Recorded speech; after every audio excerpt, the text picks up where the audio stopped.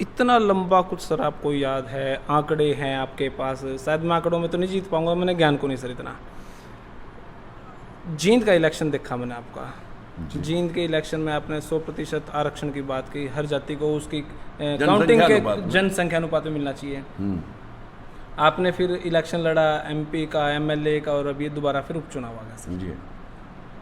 मैं आपका बहुत तगड़ा फैन था, हूँ भी। मैं 2016 के मार्च अप्रैल में मैं आपकी कोठी पे भी आया था, आपके साथ एक फ़ोटो ली थी, इंस्टाग्राम पे भी डाली थी मैंने वो। उस टाइम पे बड़ा मामला गर्म भी था। मैं जींद के इलेक्शन में मैंने आपकी छवि देखी, आप बहुत मेहनत कर रहे थे, सच्ची बात है। अपने जाति के लिए लड़ना बहुत अच्छा है, मैंने कोई गलत नहीं लगता भाई, हाँ कोई किसी भी जाति के लिए लड़ा है वो अच्छा ही कर रहा है। लेकिन जब मैंने कल आपका लाइव प्रोग्राम किया, ऑनेस्टली मेरे को ये नहीं लगा कि आप 36 बिरादरी की बात कर रहे हैं, 100% आरक्षण की बात कर रहे हैं, उसमें मैंने कहीं विकास की बात नहीं देखी। यूं लग रहा था मेरे को, सच बुरा मत मानियो, यूं लग रहा था जैसे कुछ इनको पाठ पढ़ाया जा रहा है, इनके दिमाग में वो इमेज डाली जा रही है कि भाई तुम्हारे तो दुश्मन है में, और तुमने यूं उठा लो, अस्त्र शस्त्र उठा लो, यूं एक सीन क्रिएट हो रहा था वहाँ पे। सर मैं झुग्गी झोपड़ियों में गया, उनके चेहरे देखे, वो मासूम आदमी, पढ़े लिखे नहीं थे वो, उनको आप ज्योतिबा फूले की बात बता रहे हैं, भीमराव अंबेडकर की बात बता रहे हैं, सीरियसली पूजनीय हैं वो, लेकिन उनकी ज़रूरतें आज भोजन की है, उनकी ज़रूरतें आज पढ़ाई की है, उनकी ज़रूरतें आज पानी की है, वो जिक्र कहीं नहीं था सर। देखिए मेरे भैया, आपने जो कहा जी, जो आपने ऊपर ऊपर की बात सुन करके जी, हम अगर हमारे को बुखार है जी, अगर किसी सिंपल डॉक्टर के पास जाते हैं जी, तो वो तुरंत बुखार की दवाई दे देगा, जुकाम बताया जुकाम की दे देगा। लेकिन अगर आप पीजीआई जाएंगे जी, तो वो कभी आपको सीधी बुखार की या जुकाम की दवाई नहीं देंगे, वो देखेंगे बुखार हुआ क्यों, इसलिए वो उस बीमारी की तह में जाएंगे। इनकी जो पानी छीना, इनका जो विकास छीना, इनका जो रोजगार छीना, इनकी जो विकास की जो बयार थी, जिसको लोग भाषण दे दे के इनको बहकाते रहे, असल वो बीमारी थी हमारे को पहले जब इस देश के अंदर आर्यन सभ्यता आई, जब ये इनके ऊपर धर्म कर्म और कर्म कांड का धर्मांधता का चोला ओढ़ाया गया, तब इनको शिक्षा का जो शूद्र समाज था, 4 वर्ण थे, एक ब्राह्मण, क्षत्रिय, वैश्य और शूद्र। जो ऊपरली 3 वर्ण थे उनमें तो एक एक जाति, ब्राह्मणों को शिक्षा का अधिकार था, बणियों को व्यापार का, क्षत्रिय को शस्त्र अस्त्र का। वो तो तीनों जातियां संपन्न और संपूर्णतः जो है इन लोगों पे कमांड करने के लिए शूद्र वर्ग की ड्यूटी लगाई गई थी कि भाई तेने गली साफ करनी है तो स्वीपर है, तेने कपड़े धोने हैं धोबी है, तेने कपड़े सिलने हैं दर्जी है, तेने लोहार है तो लोहा कूटना है तो लोहार है, तेने आभूषण बनाना है सुनार है, तेने सब्जी उगानी है तो माली है, तेने भेड़ चरानी है तो पाली है।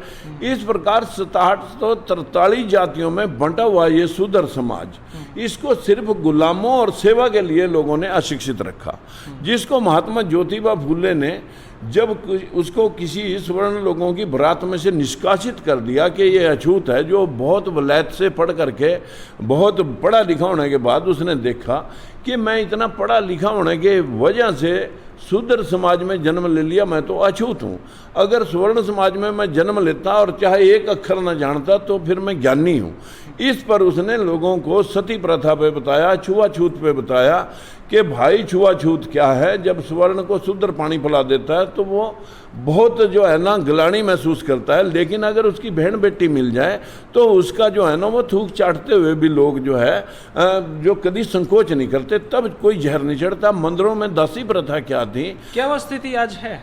मैं बताने लगा, आज भी है, आज है वो, आज भी वही है। तो वो कमी कहाँ है? कमी शिक्षा में और कमी प्रशासन में। आपने क्या किया उसके लिए? मैं वही लोगों को जागरूक कर रहा, वही तैयारी मैं वही जागरूक कर रहा कि आप शिक्षित होइए, संघर्ष करिए, आपकी 100 में से 75 वोट है। एक दो कौम सुना, पे आप फोकस नहीं नहीं करके नहीं, कर रहे हैं। 100 में से 75 वोट है, एक कौम नहीं है वो, एक वर्ग है, बहुत बड़ा वर्ग है जो 75% 52% backward, 23% schedule caste. Schedule caste में अनेकों जातियां हैं और बैकवर्ड में कम से कम भी जो है ना हमारी सैकड़ों जातियां हैं। ये जो जातियां हैं जिनको कामकाजी, जो जिनको कमीण भी लोग कहते थे कि कामगार, जबकि कमीण शब्द होता है कि जो नीच या जमीर से गिर जाए, लेकिन हमें लोग कमीण कहते रहे कि कमीण कांदू जो है ना, ये भी हमारी स्थिति लोगों ने ऐसे बना दी कि हम तो सिर्फ बेगिंग करें, भीख मांगे, सरकार जो दाने दे उनको खाएं। और रही बात विकास के शब्दों में कुछ परिवर्तन नहीं करवाया।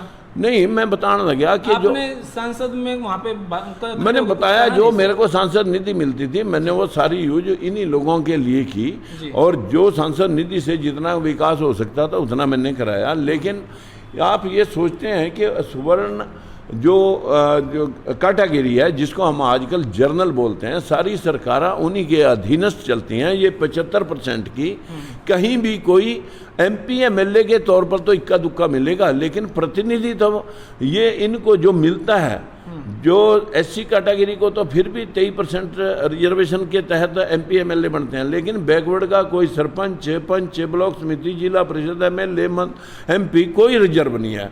इसलिए इनकी जो क्यों नहीं करते इन कामों के लिए?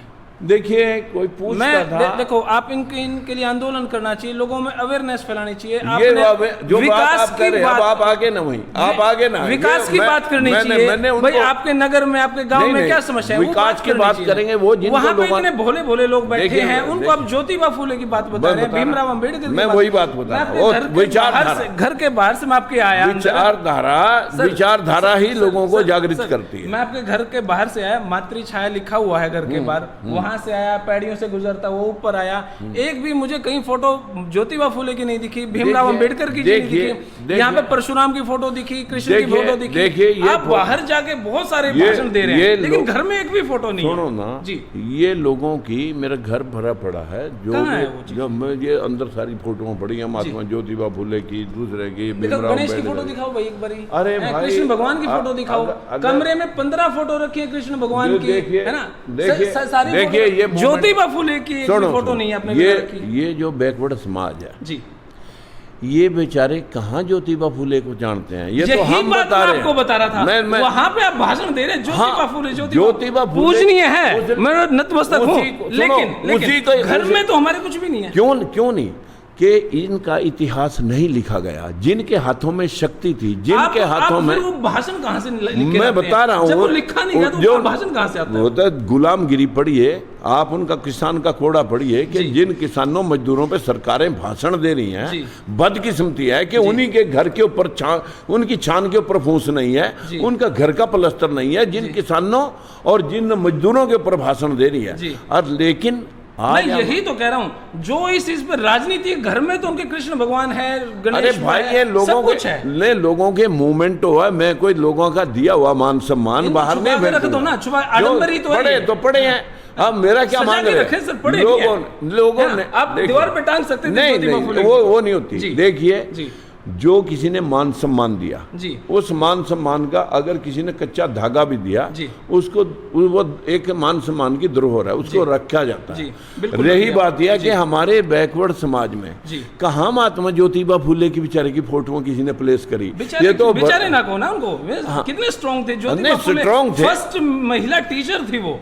मैंने कहा कि सरस्वती के फोटो तो स्कूलों में मिले, सरस्वती के तो फोटो लोगों में स्कूलों में लग रहे जिसका कोई अता ना पता, लेकिन सावित्री बाई फूले का अब राजस्थान सरकार, राजस्थान मेरे तो घर में रखे हैं, रखे ही है ना। हाँ सर लगे हुए, यहाँ पे लगना चाहिए था भैया, लगे हुए। एक व्यक्ति जो सारा दिन इस टॉपिक पे बात करता है, उनके घर में फोटो नहीं है। मेरे घर के अंदर लगे हुए हैं सारे, वो देखो ज्योति, मैं नीचे से आया ऊपर तक घूम के, ज्योतिबा फूले की फोटो रखी, कहाँ रखी है सर? वो अभी रखी है, हम दिखा दूंगा।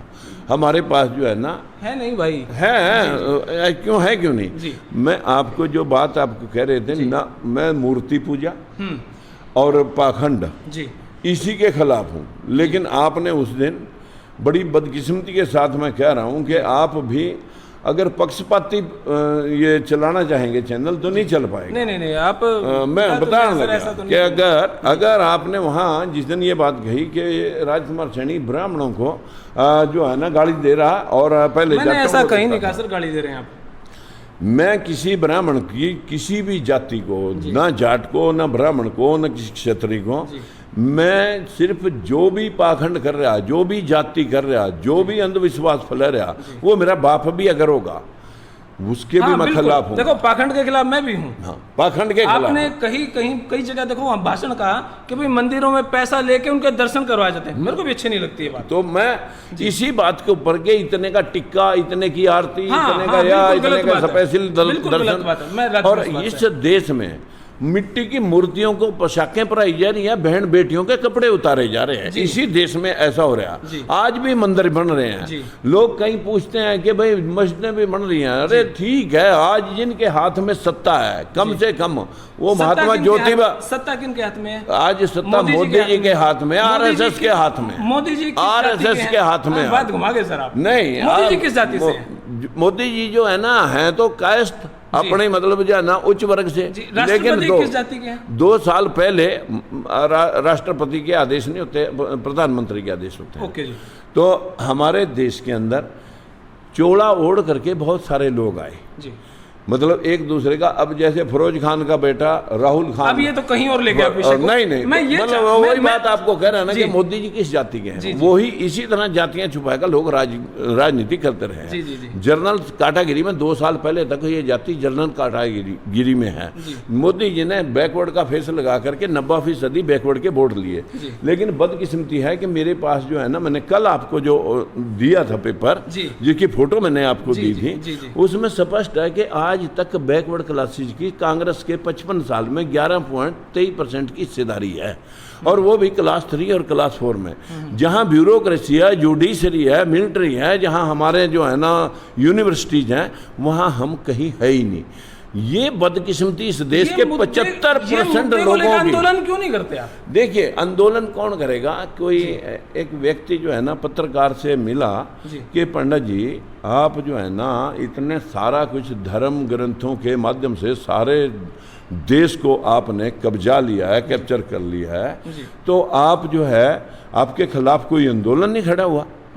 तो फिर पंडित जी का आगे से जवाब था कि भाई जो अपनी मेहनत से बच्चा पैदा करते हैं तो उसका नाम नहीं रख सकते, जो अपने घर को बनाते हैं उसमें प्रवेश नहीं कर सकते, जो अपने बच्चे बच्चियां की शादियां तय करते हैं उनका फेरे नहीं फेर सकते, और जो घर में डेथ भी हो जाती है उसको भी, अर्थी को भी तब तक उठा नहीं सकते जब तक कोई पुजारी आएगा उसका मतलब जो है ना आदेश नहीं करेगा कि उठा लो भाई। जो लोग अपनी जिंदगी के फैसले आप ले ही नहीं सकते, वो मानसिक गुलाम है। इसीलिए तो लोग 75% पर लोग राज कर रहे हैं। असल क्या हुआ, उनको अशिक्षित हैं, उनको पढ़ाने लिखाने से लोगों को पूजा पाठ ये पाखंड है, आप ये मानते हैं? बिल्कुल, ये लोगों को आई वॉश करने का एक तरीका है कि लोगों ने। आपकी जब शादी हुई तो क्या पुजारी नहीं बुलाया आपने? देखिए, जब मेरी शादी, मैं आपकी बात बड़ी कर रहा हूँ। एक अंधा पति और पत्नी थे, दोनों जोड़ा अंधा था जी। और जब अंधा जोड़ा जो है ना रोटी पकाती थी उसकी पत्नी, तो रोटियां बिल्ली उठा ले जाती थी जी। तो उसको पता नहीं लगता था कि बिल्ली रोटियां उठा उठा के ले जा रही है। तो उसने जब टोकरी में हाथ मारना तो टोकरी खाली मिलनी। तो उसने अपने पति को कहा कि जी कोई फटा हुआ डंडा यहाँ आप गेट में बैठ करके थोड़ा खड़काया करो ताकि बिल्ली ना आए। तो वो पति उसका ऐसे ही, वो भी अंधा था, वो थोड़ा खड़का करने लगा एक फटे हुए डंडे से, और खड़काते खड़काते जो है ना उनकी रोटियां बची रहती और वो खाने लगे। उनका एक बच्चा भी था, बड़ा सुंदर सा बच्चा, आहिस्ता आहिस्ता वो भी जवान हो गया। जब वो बच्चा जवान हो गया, फिर उसकी शादी हुई, तो वो भी गेट में बैठ के डंडा खड़काता रहा। डंडा खड़काता रहा तो उसकी पत्नी उसे पूछने लगी कि जब मैं रोटी पोती हूँ तो रोटी पकाते वक्त आप डंडा क्यों खड़का रहे? बोले हमारी परंपरा है, हम तो परंपरा को पीट रहे हैं। अब तक पीट रहे थे, अभी तक किसान का कोड़ा, गुलामगिरी, ये सब देखा कि ये टोटल पाखंड है। ये सब पाखंड पर गुलामगिरी ने पूरा धोके रख दिया लोगों को कि पाखंड से आप आगे बढ़िए, देश का निर्माण हो जाएगा। हमारे देश में दुनिया भर का लोहा, कोयला, हमारे देश के अंदर सिल्को, मैग्नीज, एल्युमिनियम, ये क्रोम, जिससे जहाज बनते हैं। हमारे देश में बहता हुआ नदियों का पानी, कितने हैंड हमारे पास थे। अगर हम इस पाखंड से हट करके इस देश का निर्माण करते, बैठे बिठाए पूजा करवाने की बजाय जो शिक्षित लोग थे वो इस देश के निर्माण में लोगों को उद्योग लगाने बताते हैं, कोई आविष्कार करते हैं। लेकिन हम तो साइंस और विज्ञान को तो लोग मानते ही नहीं, जो पूजा पाठ और धर्म कांड वाले मानते ही नहीं। देखिए लोग कहते हैं सतयुग था, द्वापर था, त्रेता था, अब कलयुग चल रहा है। और कहते हैं वेदों शास्त्रों में लिखा कि हर युग पलटने के वक्त भूमि प्रलय हो गई और सब कुछ जलमग्न हो गया। तो फिर ग्रंथ कौन बचा रहा था?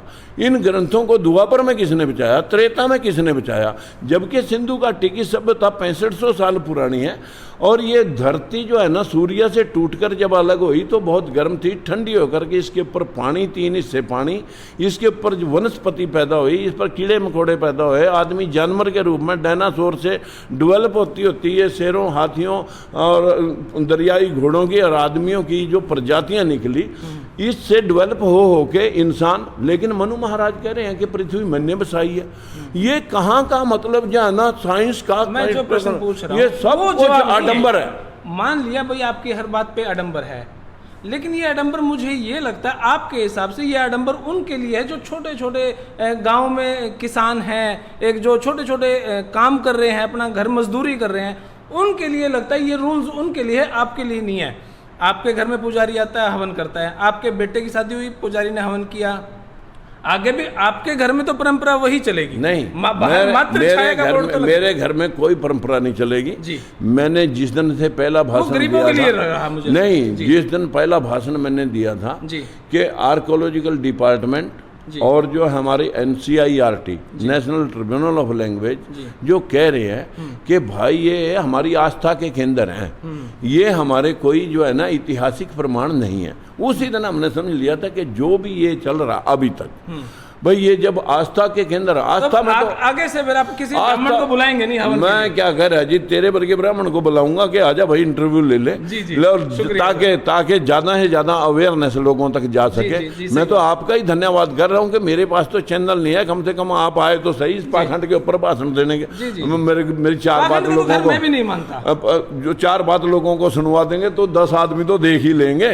मैं इसलिए आपका आभारी हूँ और इसीलिए मैंने बड़े सहज प्यार से कहा था कि यार आप आ जाओ। मैं आपका धन्यवाद करता हूं कि हमारा देश जो लोगों ने बौद्ध धर्म अपनाया, बौद्ध ने राज छोड़ करके, उस अपने पिता का राज छोड़ करके जीवन और मृत्यु की सच्चाई पेश की कि वास्तविक ये है कि कोई मूर्ति पूजा नहीं, कोई मतलब धर्म जाति नहीं। आप जो है ना 100 लोगों को खाली रेत के ऊपर चला के बताएं, मंदिरों में पूजते हैं, मुस्लिम अपना वहाँ पूछते हैं, मैं बताया, सिख अपना गुरुद्वारे में, चर्च में, वो सब पाखंड है। नहीं, मैं आपको बताना लग रहा जो भी गुरु ग्रंथ साहब में भी लिखा कि ये शिक्षाएं हैं, ये जो शिक्षाएं हैं उन शिक्षाओं के जो लेखक हैं उनका कोई इतिहास है। गुरु गोविंद सिंह का भी इतिहास है, गुरु नानक देव का भी इतिहास है, अमरदास गुरु तेग बहादुर का भी इतिहास है, कबीर दास जी का भी इतिहास है, रविदास जी का भी इतिहास है। लेकिन राम कृष्ण, मैं यहाँ 11 साल से हूँ पीछे, यहाँ जितनी बड़ी, जबकि 6500 साल पुरानी सिंधु घाटी की सभ्यता के सारे अवशेष हैं और 5150 साल वाली महाभारत का कोई अवशेष यहाँ ना और सिर्फ गीता रखी हो और गीता में कहा गया हो कि कर्म किए जा बंदे, फल की इच्छा मत करे इंसान, यही गीता का ज्ञान। अब क्या था कर्म? पंडित जी थे तो मंदिर में बैठ के मजे ले और भाई मतलब तीर तलवार से, क्षत्रिय, वैश्य, शूद्र, आपने 4 वर्ण बताए। हाँ। इससे पहले क्या था? इससे पहले जो है था, इससे कर्म के आधार पे था ना आप नहीं मानोगे? धर्म नहीं था उस कर्म के आधार पे कुछ नहीं था क्या? जो कर्म के आधार पे ब्राह्मण बना, कर्म के आधार पे नहीं, ये लोगों ने बनाया। इसी वजह से हमारा देश जो है ना पीछे रह गया।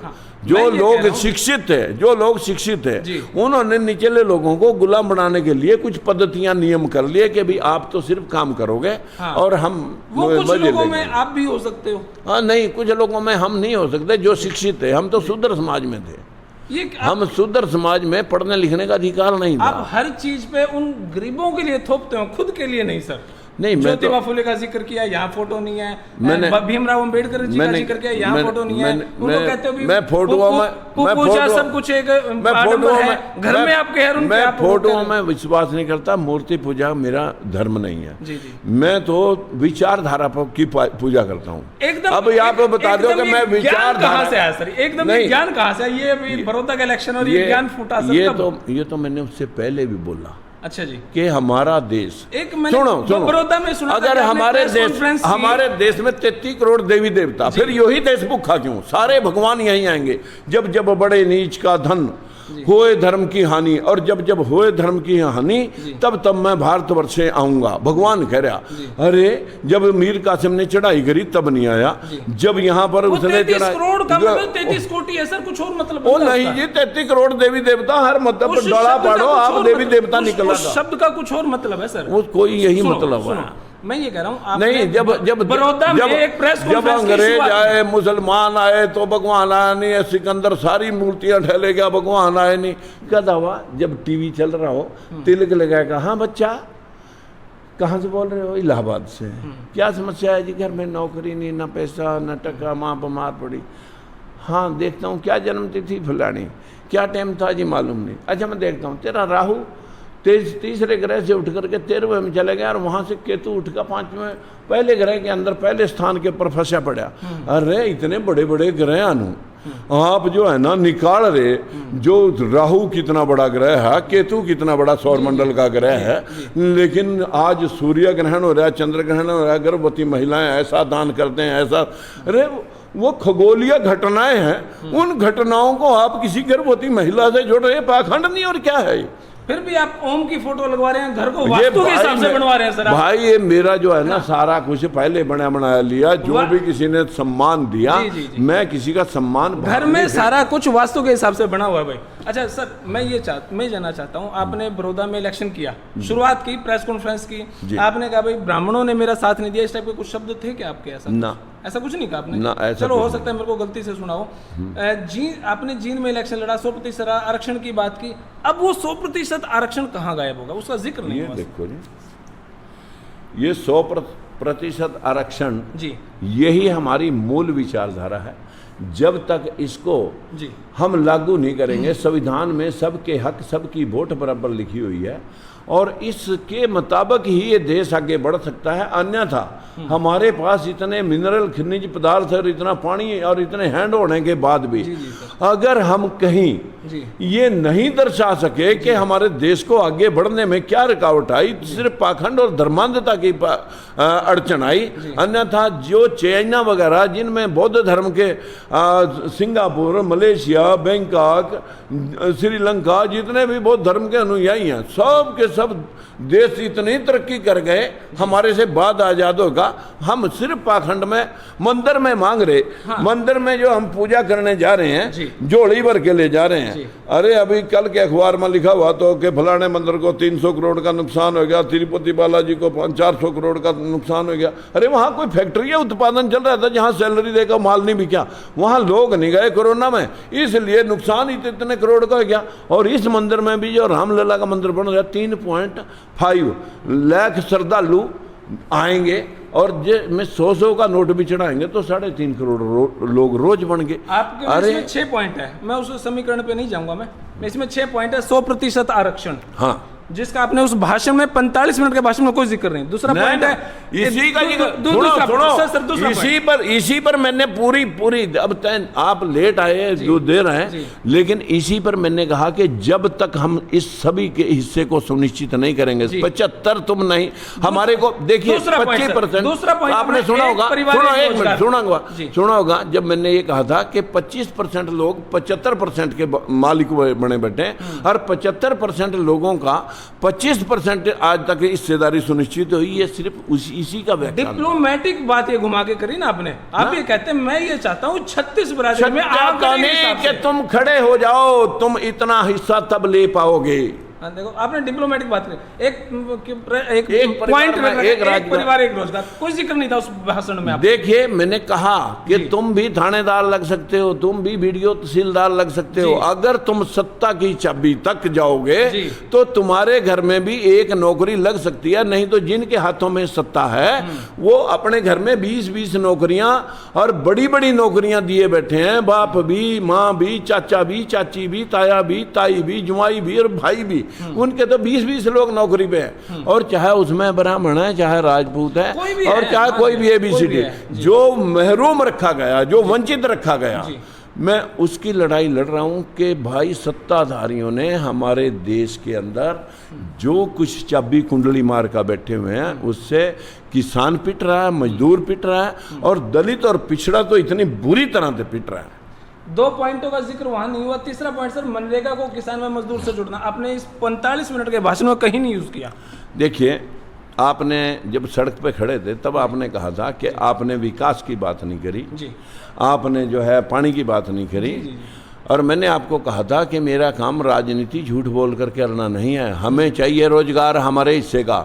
जब हमारा रोजगार होगा वो अपने बच्चों को, अपने उनको आप पढ़ाई के लिए उत्साहित क्यों नहीं करते? पढ़ाई के लिए ही मैंने कहा, आप अपने वीडियो चलाओ, उसमें मैंने कहा कि शिक्षित हो जाओ, संघर्ष करो और संगठित होकर के बोर्ड राज तक पहुंचो, आपको शिक्षा, रोजगार, ये सब कुछ मिलेगा। हमारे दो पे कोई बात नहीं हुई। हम दो हमारे, देखिए 45 मिनट के भाषण में सारे मुद्दे हर रोज डिस्कस करने, क्योंकि एक एक मुद्दा 30-30 मिनट का जी, जिसके ऊपर लोगों को डिबेट में ले जाना। पूरा 45 मिनट ज्योतिबा फुले और बाबा साहब मैंने उस विचारधारा के ऊपर कहा कि तुम अपने हिस्से को, हाँ 45 मिनट तक उनको एक ही बात बताई कि जब तक तुम शिक्षा नहीं होगे, बाबा साहब ने क्या कहा था और भीमराव महात्मा ज्योतिबा फुले ने क्या कहा था कि शिक्षा पाओ, शिक्षा पा करके अपने हिस्से की वोट पाना सीख लो, जो संवैधानिक अधिकार है, तब आपको अपने अधिकार मिल जाएंगे। 5वां पॉइंट आपको, राज्यसभा समाप्त के बिना प्रजातंत्र कठपुतली है। ये तो आप सबको पता है कि जनता जिनको चुन के भेजती है वो है लोकसभा, लोअर सदन। जो लोअर सदन में जनता के प्रतिनिधि पास करते हैं उसको राज्यसभा, जो हाउस ऑफ लॉर्ड था। आपने कितने ऐसी बताया, मतलब BC आप सुने, आप इसका क्लैरिफिकेशन सुने। जो ये राज्यसभा थी ये अंग्रेजों ने अपने लिए बनाई थी कि हम अपर सदन में, ये हिंदुस्तानी हमारे गुलाम, लोअर सदन में ये बैठेंगे, ऊपर से जो हम हुक्म देंगे उसकी पालना ये लोग करेंगे। आज भी वही हो रहा है। जो फिल्म स्टार, इंडस्ट्रियलिस्ट या बड़े बड़े अखबारी घराने आज इस सदन में, पहले तो क्रांतिकारी और देशभक्त आते थे, अब तो इसमें पैसे वाले लोग जा करके घुसे बैठे हैं। वो जनता के चुने हुए प्रतिनिधियों के जो फैसले हैं, जो नीचे लोकसभा में पास होता है, उसे 4-4, 10-10 साल तक लटका करके कहाँ प्रजातंत्र रहा? जनता ने जो चुन के भेजे उनके रिजल्ट 0 और राज्यसभा हीरो। 6वां पॉइंट था आपका, विधवा, दिव्यांग और वृद्धा पेंशन के लिए आपने कोई जिक्र नहीं किया। सर आपके 6 पॉइंट थे। देखिए विधवा, आपने ये कहा था कि आप जो है ना पानी की बात नहीं करी, रोजगार की बात नहीं करी। जिन लोगों को वोट दी जनता ने जी, ये आज की ड्यूटी उनकी है। मैं तो इनको कल का रास्ता बता रहा हूँ एज ए गाइड, कि आप अगर कुछ पाना चाहते हो तो पहले आपको सत्ता तक जाना पड़ेगा, अन्यथा 72 साल में तुम्हें किसी ने कुछ नहीं दिया और ना देंगे, ना देंगे, सिर्फ भाषण देंगे लोग आपको। और मैं आपको झूठ बोल करके भाषण देने नहीं आया, मैं आपको रास्ता दिखाने आया। इस मार्ग पे आप राजनीतिक तौर पे सुदृढ़ होइए, अपनी वोट पाना सीखिए। आपने ये भी कहा था भाई 2024 तक की तैयारी है, 2024 में वो कमाल कर आप जो है ना, मैंने ये कहा था कि आप ये सीट जीत का मेरे को दें जी, दे दी।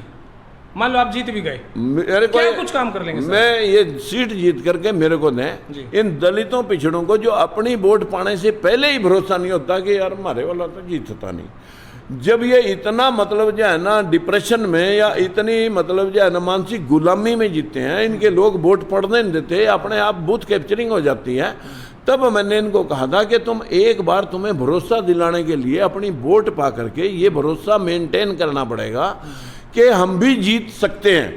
तो 2024 में मैं आपको सरकार बना के दिखा सकता हूं, अगर तुम ये सीट जीत के दिखाएं। सर आसपास में भी कोई समीकरण नहीं बन रहा था, आपने एमएलए का इलेक्शन लड़ा, एमपी का इलेक्शन लड़ा सर, कहीं सेकंड पोजीशन भी मेरे को दिखाई नहीं थी 90 विधानसभाओं पे। मेरी तो सेकंड नहीं थी, आपकी तो थी सर, क्योंकि आप तो खुद एक पूरी एक सुप्रीमो है सर आप। जिस गरीब को मैं सिखा रहा हूँ जी, यही तो हमने मानसिकता उनकी तैयार करनी है।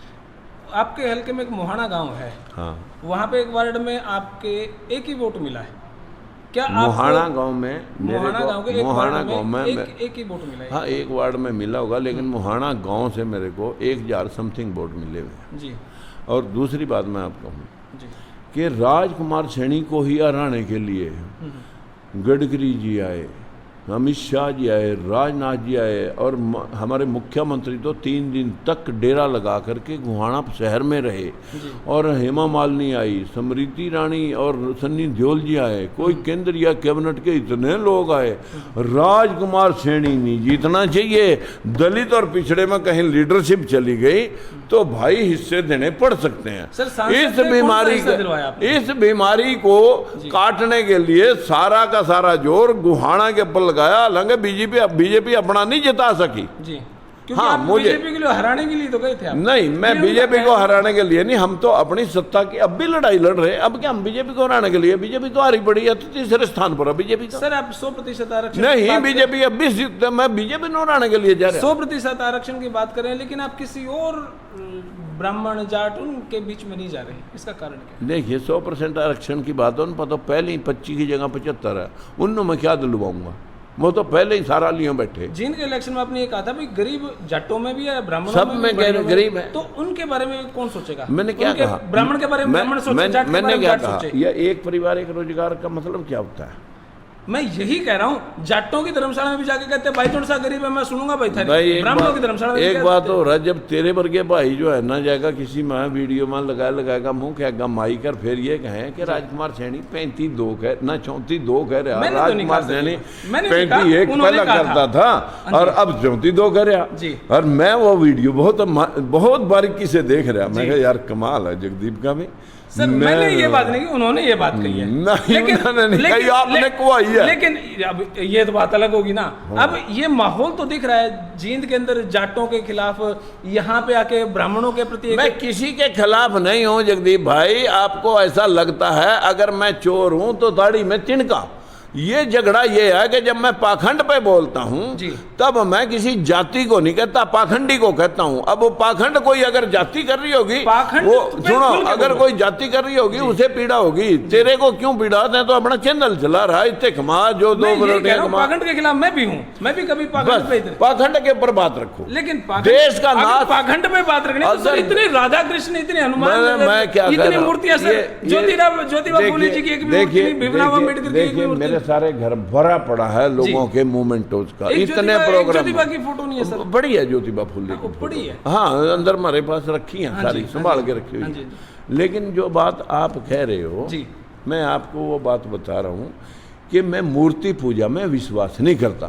जो कहीं रखी हैं, जो कहीं रखी हैं तो रखी रहे, उनको मैं बाहर फेंकूंगा नहीं, क्योंकि वो किसी का दिया हुआ सम्मान है। चलो, सम्मान का तो सम्मान करना बहुत जरूरी है। वो कोई भी था जिसने सम्मान करा, मेरे को बुलाया और मान इज्जत के साथ मेरे को हर रंग में उसने मेरे को अपना मानना, तो मैं उसके सम्मान का अपमान नहीं कर सकता। दूसरा, मैं मूर्ति पूजा में बिल्कुल बिलीव नहीं करता, मैं कभी मंदिर नहीं गया। और सुन, आप जिस दिन मंदिर जाएंगे ना, वो वीडियो वायरल होगी सर। आप जिस दिन भी, मैं आपको जो करना, मैं अगर मंदिर जाता, मैं बेजमीन घर में पैदा हुआ और मेरे पिता के पास जब मैं पैदा हुआ 1953 में 1 इंच जमीन हमारे घर में नहीं है। और 61 में अलॉटमेंट होती है हमारे को, और 61 के बाद मैं सन 74 तक बैलों के हल से, पिताजी ने तो 70 में 10वीं के बाद जवाब दे दिया था, मैं नहीं पढ़ा सकता। मैं रात भर हल जोत करके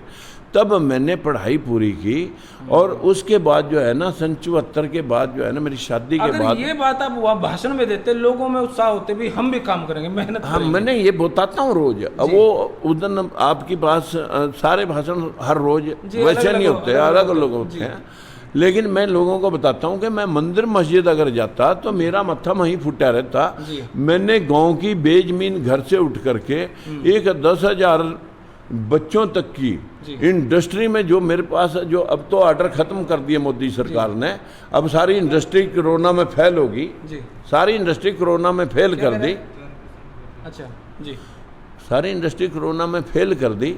अभी मतलब छुट्टी करी हुई है, लेकिन इन बिटवीन मैं ये बात कहूँगा कि एक बेजमीन घर से उठ के इतने लोगों के रोजगार तक आदमी का एक सफल यात्रा करनी, और गांव की पंचायत से मेंबर पंच से लेकर मेंबर पार्लियामेंट तक का सीढ़ी दर सीढ़ी सफर करना। तो जब मेरे प्रदीप भाई ना जगदीप जी, जब मैं गांव की पंचायत से मेंबर पार्लियामेंट बन सकता हूं तो मैं आपको मुख्यमंत्री भी बन के दिखाऊंगा। सही बात है। और जब मुख्यमंत्री बन गया उस दिन मेरे से रोजगार की बात करिए, तय भी रोजगार मांगना है, मैं तेरे को भी कहूंगा आ जा भाई, छोटे भाई। मैं तो जी एक दो दिन ले रहा हूँ कि मैं डीसी रेट पे कितने लगवाए दो जी। चलिए तो भाई ये सर, अब आपका बड़ौदा में किस तरीके का आगे का प्रोसेस रहेगा? मैं सिर्फ और सिर्फ गाँव दर गाँव जो गरीब तबका है उनको अवेयर करने में लगा हुआ हूँ, और मैं उनको बोल दिया है कि ना मैं शराब पिलाऊं। तो सर अब बड़ौदा में किस तरीके से आप आगे चुनाव करेंगे? देखिए, मैं बड़ौदा के उस गरीब से गरीब तबके में मैं जा रहा हूँ जिनके साथ हम देखिए और जाती हुई SC और BC जो सुधर समाज है, मैं उनको अवेयर कर रहा हूँ। SC और BC? हाँ जी, बिल्कुल, इसमें कोई क्लियर कट बात है। मैं उन्हीं को अवेयर कर रहा हूँ कि जिनके साथ जाती हो रही है, या फिर किसान के साथ जाती हो रही है, भाषण किसान पे चलते हैं, और या मजदूर जिसके घर पे बेचारे के कोई पुख्ता रोजगार का साधन, उन्हीं की मैं बात करता हूँ। किसान, मजदूर, दलित और पिछड़ा, ये इन चारों बातों पर मेरा भाषण है। कौन इसमें किसान में गरीब है, कौन मजदूर है, या कौन दलित है और कौन पिछड़ा है, इन चार बातों को ही लेकर के मैं लोगों को अवेयर करने में लगा हूँ कि इन भाषण करने वाले नेताओं से पूछें जब आपके पास वोट मांगने के लिए आए कि आप फला तारीख में ये भाषण दे के गए। मैं तो कह सकता हूँ मुझे सत्ता का मौका नहीं मिला कि कोई मेरे से ये बात पूछे कि आपने ऐसा कहा। मैंने कभी झूठ कहा नहीं, और अब भी नहीं मैं कहा था। तो आप पूछ रहे थे कि जिनको सत्ता की चाबी दे रखी है, ये विकास का जवाब वो देंगे। मैं आगे की उनको बता रहा हूँ कि अब तक तो तुम्हारे साथ ये हुआ, आगे आपके साथ ये ना हो, इसलिए अपनी आंख खोल करके वोट डालना सीखो। तो भाई ये था एक छोटा सा इंटरव्यू हमारे राजकुमार सैनी जी के साथ, और ऑनेस्टली ऐसा स्ट्रॉन्ग इंटरव्यू कोई सांसद, पूर्व सांसद, किसी मंत्री ने आज तक नहीं दिया हुआ। बेबाकी से जवाब, भाई मैं इनका फैन भी हूँ, लेकिन जो प्रश्न है वो है, उसका तो कोई इलाज नहीं है। धन्यवाद सर आपका, बहुत बहुत शुक्रिया। मंजीत 6 बज गया हूँ। Thank you sir. 1 मिनट, वो हमारा एक छोटा वो भी इसी में लगवा जी, इसमें चालू करके इसमें लगा। तो भाई छोटी सी इस वीडियो के लिए आपका धन्यवाद, और नीचे कमेंट बॉक्स में अपनी राय जरूर दे दीजिएगा। धन्यवाद, तब तक जय हिंद, भारत माता की जय।